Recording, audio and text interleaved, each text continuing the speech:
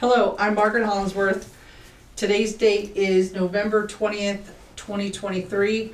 I'm with the Nebraska Vietnam Veterans Memorial Foundation Share Your Story. Bellevue University is a sponsor of the Nebraska Vietnam Veterans Memorial Park project, and I'm at the Bellevue University project Service Center with Navy veteran Fred Tisdale and his wife Mary Lee Tisdale, who have agreed to share his story for the Library of Congress Veterans History Project and the Nebraska Vietnam Memorial Park project. Let's begin with your full name. Fred Tisdale. Fred, where were you born? Rapid City, South Dakota. What day? March 29th of 1943. Tell us about your parents.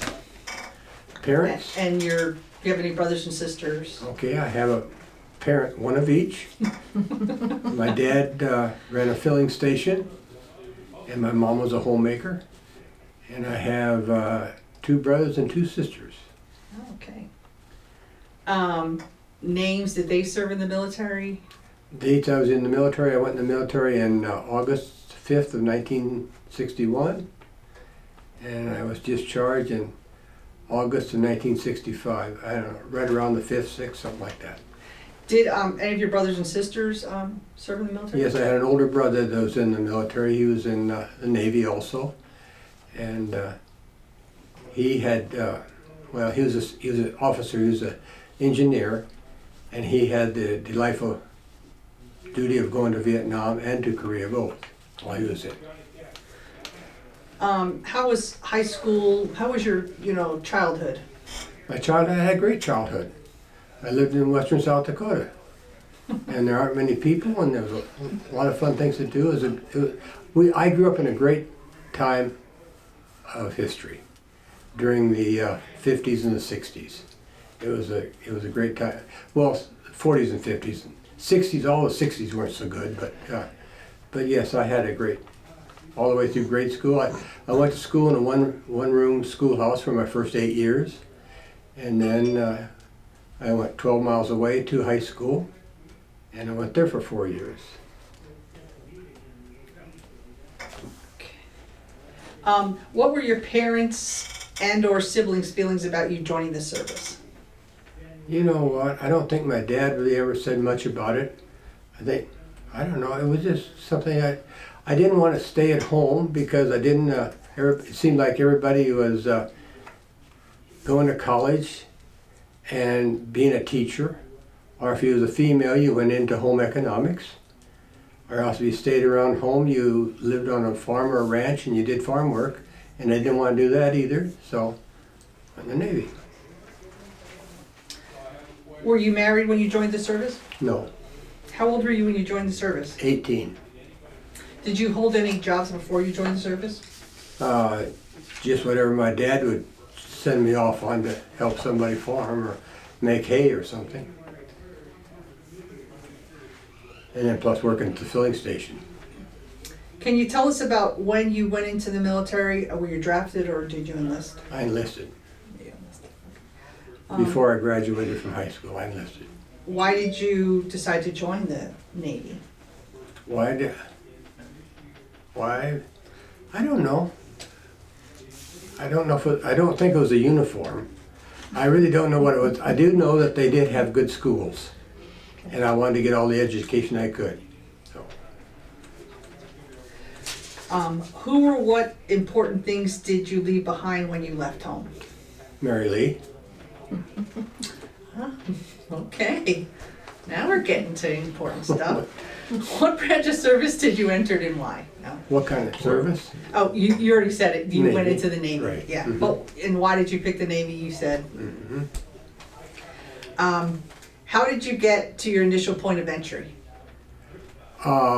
Left Rapid City about 10 o'clock at night on a bus for Omaha, Nebraska, and came in here to Fort Omaha and spent the night, and then the next morning we raised our hand And then I climbed on a bus and went to Kansas City to catch a plane.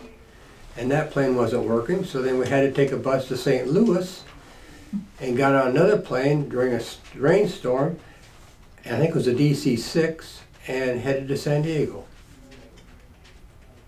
Wow. So it took a while to get out there. How was basic training? Basic training, I like basic training. It was good. I enjoyed basic training a lot. I mean, the discipline's a good part of it. I think it's what you, but that wasn't new to me, coming from home, so, but I enjoyed basic training, really. I mean, there's times when it would have been better than other times, but no, I enjoyed it. How long was your basic training? What was it, 14 weeks? Oh, wow, okay. I think it was 14 weeks. Wow, okay. After basic training, what type of training or schooling did you have?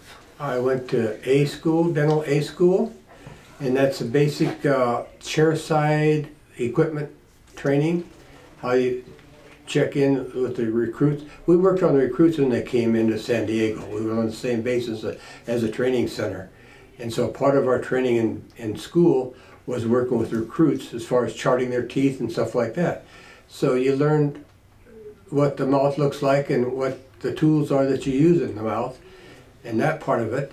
And then we had an option of you could either, after graduation from there, I don't know how long it was, whether it was 8 or 9 weeks or something like that. I don't remember exactly. But then you could choose whether or not you wanted to go on, try to go on. And I wanted to get all the education I could. I didn't want to go on board ship and chip paint. So I tried for C school, which was the next school that was available. And that's a prosthetic school, where you actually work with your hands in making teeth, or like I said, when I went to Bethesda, it was a maxillofacial. You did other parts of the face and the nose, ears, eyes, and stuff like that. But I did work with teeth. So for individuals that have never been in the military, what exactly is A school? A school is the first school that's training, as far as I know, and I know that whether it's in dental or whatever, the first school you're going to get after boot camp is A school. Okay, and the first A school you went to was a dental school? Correct. Okay. Mm-hmm. Yeah. And that was in San Diego. San Diego. Mm-hmm. At the Naval Training Center. After San Diego, you stayed in San Diego? I stayed in there. There was about 2 months layover time. Just laying around, not just laying around, but staying on base there. And then I went into C school, Okay. which is the advanced school, prosthetic school. Okay. And that was for 6 months. Okay. All right. What was your most vivid memory of your time in training? Was there any, good parts, or do you remember any? In my training, a boot camp or C school? Yeah. I can't really think of anything that really stands out. No, Sure. I can't. That's nothing. But the nice part about being in San Diego at that time, I had a brother also stationed out there. Oh. And he was on North Island, which is just across the bay from the Naval Training Center on Coronado. And I used to see him quite a bit. Oh, so that was good. It was good. Did you have any instructors that stood out, or stood out like that? You looked up to? I can just remember their name, and there was nothing Okay. spectacular. Just Conway and Wagner were the names. Oh, you still One remember was the them. chief, and one was the first class. Very good. Okay. What was your first assignment after basic training and schooling? I went to National Naval Medical Center, Bethesda, Maryland. All right. Did you receive any specialized training, and what for? Specialized training? Yeah. No, and that's just what I learned in C school after I got out there. Which was that macro. Well, yeah. Could you explain that a little bit? C school was just a prosthetic school, and we just basically worked with teeth. It wasn't until I got to Bethesda, where Bethesda had an advanced school, a maxillofacial, and they also had a school for advanced officers that used to come in. The officers that get a post-education also out there. The dentists. And, but no, nothing special there. Just assigned to a lab with about 12 other people in it, 12 other sailors, and just told to sit in this spot, and that spot I sat in, I made Crown and Bridge. You made crowns and bridges for Right. Sailors. Yep. Okay. Could you tell us about any promotions you got in the Navy? Any promotions? Yeah. Well, I did Like make E- E5 before my 4 years were up, and for E4 and E5, you have to test out for those.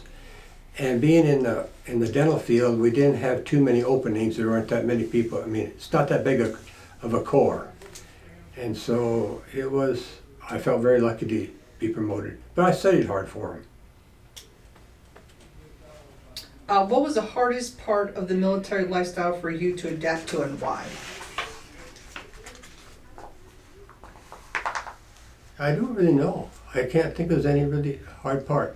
I suppose right at the beginning, being away from home, but I really look forward to mail call. I mean, letters from Mary Lee and letters from Mom, and but that was probably the biggest part, being away from home. But you adjust. What was your easiest part of Easiest military? part? Yeah, lifestyle. I'll tell you what. To be honest with you, I had very good duty from 61 to 65. We really didn't know that we were in a war. I mean, they say it was a Vietnam War. It goes back to 57, they claim. But we really didn't know we were in a war until just before I got out. They actually proclaimed that we had boots on the ground over there. And when I was going to get out, or I was supposed to get out, when I made my E5, they said we might not let you get out because they're going to freeze discharges. And so I knew I was going to be going with, I was due for sea duty. I was going to go aboard ship or a foreign port or someplace, or else there was a chance of going back in and being retrained for Fleet Marines, and I really didn't want to do that because being in the medical field, you fall in the same thing as a corpsman. And being in Vietnam, they needed medics over there. So probably 2 or 3 weeks before I got out, they told me that if you could get your paperwork done, we were married at the time, they would let me go, and so we got it done. Do you recall the day your service ended and where you were? Yeah, the day it ended, I really can't tell you too much about that. I know I was just glad because we had furniture that had to be moved. We were living off base. We had furniture that had to be moved, and we had a daughter at that time. She was 5 months old, and so it was just a matter of getting the car loaded up and packed up and heading out of Washington. How was your reception like after you got out of service? It was good. I knew that stuff was going on. I don't remember too much. I know that you weren't really encouraged to wear your uniform, and I didn't wear my uniform after I left there at all. So I know it was a lot worse for those coming home later on, but no, for my time you didn't really know that how really bad it was over there. How did you readjust to civilian life? Like, did you go to school? Well, before I Use the got out, GI I Bill? knew that I had to have a job, and coming from South Dakota, we did not have a dental school up there. And my plan was really to come to Nebraska and go to dental school. They have 2 of them in the state, Creighton and the university. And so I had sent down here to Omaha and got the yellow pages for the dental labs. And I started making contacts just by mail with the dental labs in the city of Omaha and the surrounding areas. And I got a reply, and somebody invited me to come and after I got out, so that's how I ended up in Omaha. We came directly down here then. So did you use your GI Bill? I did use. We came here in August of '65, and I wanted to get my residency here. So we lived in Bellevue for almost a year. And then we moved to Lincoln. I applied over there for school, and I went to Lincoln to college. For 2 years I was in Lincoln, and then we came back over here to Omaha, and I finished up my degree in at UNO, and had a degree in education and biology, or general science. And after that I found out I didn't want to be a teacher, so I just continued with my lab. Because I was working in a lab part-time all the time I was in college. Oh, very good. How did the service change you? I don't know. I don't really know if it did. I really can't say that it did. Maybe you can ask her, but no, I don't know if it did change me. I don't know. I'm never late.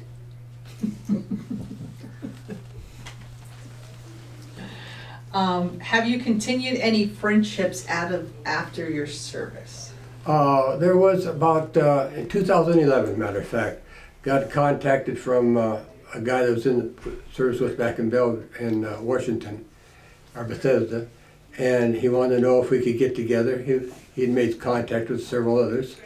So there are 6 of us that met in Las Vegas for about 4 or 5 days or something like that, and that was very good.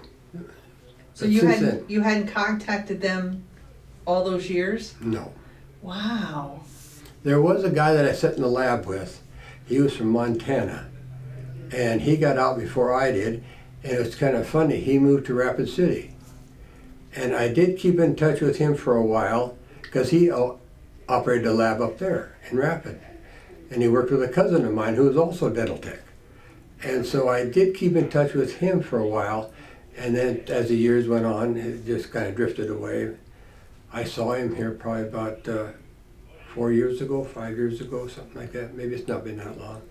And he's still living up in Rapid as far as I know. Wow.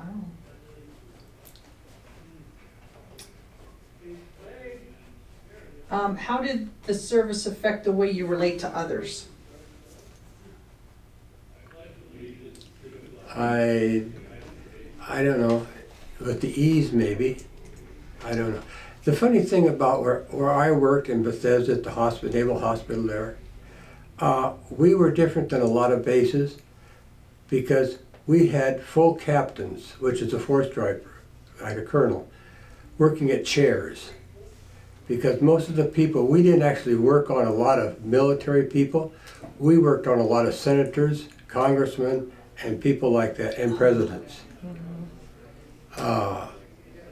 Matter of fact, the one thing that I did make a crown for President Lyndon Johnson. And so a lot of the people we worked on were people who got the free ride. I like the way you put that. Did you join any veteran organizations after you got out of the military? Yes, and I still belong to the American Legion. Okay. Yeah, I joined right after I got out of a little town in New Underwood where I went to high school. And then when I left there and moved to Lincoln, I joined post number 3 out of Lincoln. And then when I moved from Lincoln to Omaha, I joined 331 in Bellevue, or South Omaha. And now I belong to post 1 in Omaha. Yeah, I'm still active in the Legion. Do you attend any Nebraska, or do you attend any Vietnam veteran reunions? Reunions? I have not. Okay. How did your military service experience affect your life? Affect my life? I don't know. I'm not afraid to get involved in things because I did hear about 10 years ago, 11 years ago, through the American Legion, I was asked to join a national organization in the Legion. And so I did that, and now I'm on the National Security Commission for the American Legion. I am the liaison for the American Legion for Congressman Bacon. So every February or March, we go back to Washington, D.C., Mary Lee and myself, and we meet with our congressman back there. our national commander. He speaks before the joint session of Congress, and I just keep up on national things as what's going on, and it's a good part. Keep on the pulse. What are some life lessons you learned from your military service? Life lessons? Yes, sir. I have no idea. Life lessons. To be on time. I'm on time. Usually ahead of time. Yeah. If you're 15 minutes late, you're late. Yeah. Or if you're not 15 minutes early, you're late. No, I don't know. How has your service impacted your feelings about the military in general? It's good. Be honest with you, I know that we cannot do this, but I think everybody should have military service, to be honest with you. I know Israel does, and I think it would be good, but I can tell you right now that 78% of the people from 18 to 25 do not qualify for military service because obesity, drugs, or their law record. They do not qualify. So we're in trouble. They can't meet their quotas now. You know, the Air Force might, and the Navy is close. The Air Force is not even close. I know the Army isn't. I know that. But it's hurting.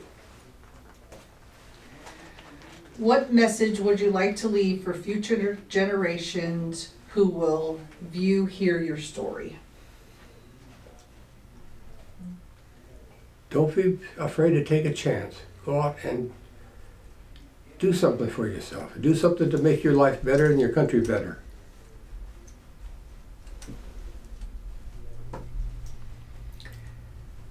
Have you told your story to your family? I think they probably know it. I don't know. Like I said, I don't have much of a story. You do have a story. Huh? You do have a story. No, but when I was in Bethesda, it was very good. I was in during like I say, 61 to 65. That was at the time that Kennedy got killed, and I remember exactly what I was doing. We was in class it was on a Friday afternoon. We always had class, it's kind of a training class, and then that night. It's kind of funny, it was on a Friday. Mary Lee and I belonged to a bowling league on base there. And the base had a little bowling alley, just a few lanes, and we were the pin setters as well as, that's the kind of bowling alley it was. So anyway, we came back over to the base that night after I went home. And there was no gates on the hospital at the base. But that night, it was the first time I'd ever seen Marines on the gates. They were on the gate coming in there. But that's when they brought President Kennedy back for an autopsy, back to the hospital. So, and he was there until he was buried. Wow, you were at, So, the only other time anything that's covered up the conflict was the Bay of Pigs, when we screwed up. Well, that was in 61. And then there was also the Cuban crisis in 62. With Khrushchev.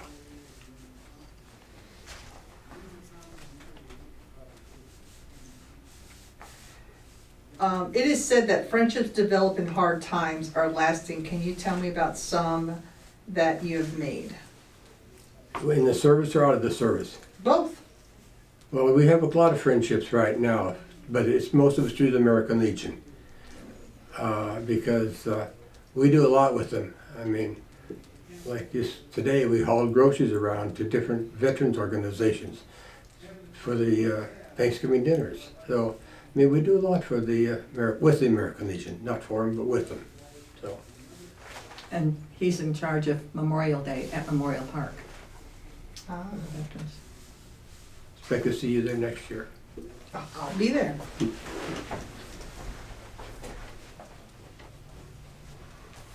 During your downtime, what did you do for recreation?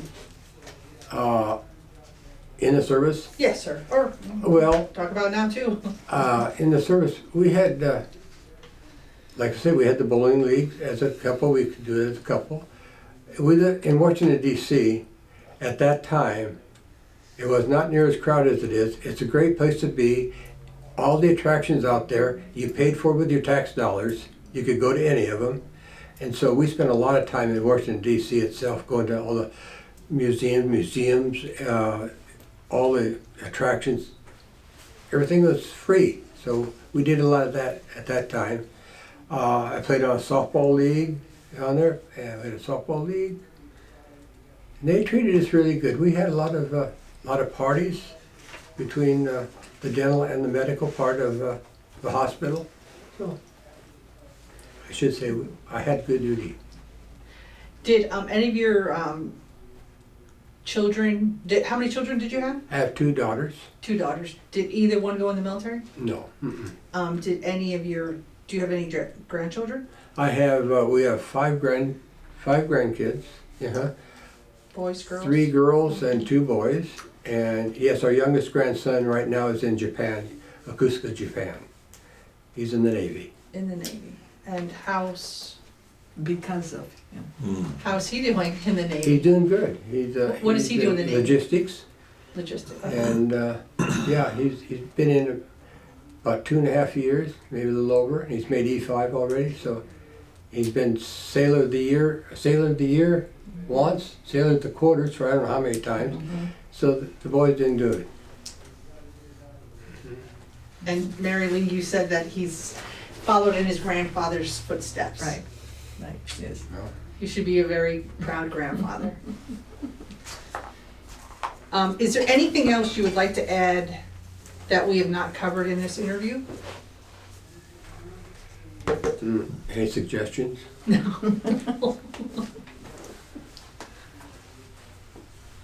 No, I don't know. It's I'm glad I served. Very good. We got married.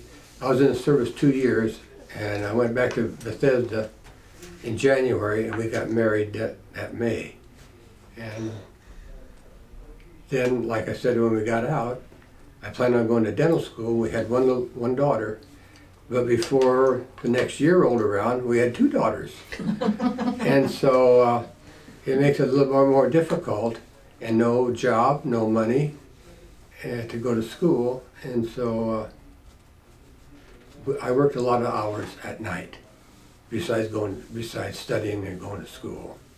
In the lab, in the lab. Yeah, so you just go to school, get very little sleep, and you do what you have to do. And the GI Bill, I did have the GI Bill, but it's a little bit different. I got $150 a month for the GI Bill. So, but I did use Did they that. pay for your schooling? $150. That's what they gave me, $150. But you got to remember that a 3-hour course was $45. It was $15 a credit hour. That's a little different than it is today. Yeah. But still, you can't live very far. But our rent was only $62.50 a month. So you can imagine what the house was like too. Did you use the VA for like a home loan and all? Have you used Yes, VA I have. benefits? Yes, our first house we bought, we did use a GI Bill. And that did help. What do you wish more people knew about veterans? About veterans. You know, it's really changed since 2011. Because before that, I mean, when I come out, you didn't tell about being in the service. Even myself. I don't think a lot of people really knew that I was in the Navy.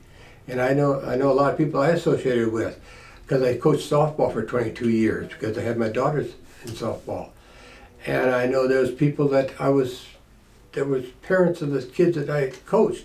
I know they were veterans, but I didn't know until afterwards. I mean, people just didn't talk about it. But now, since 2011 this happened, everybody wears a cap. And they always tell you how proud they are, you thank you and all that stuff. Had never happened before. So that has changed a lot, and it's for the better, you know.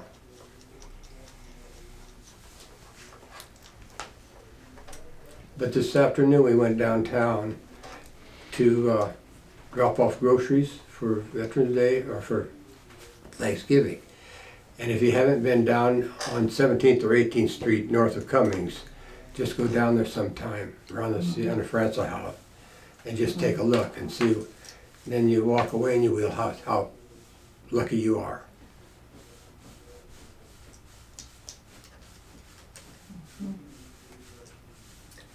What would you like your family to know or remember from your story? I don't know. Just remember I was a veteran. That you did the best you could. Yep.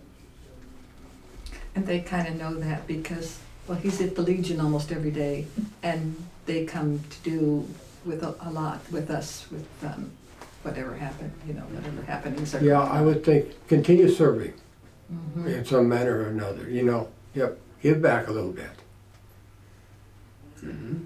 And if you two don't belong, I can sign you up anytime. We do belong, so.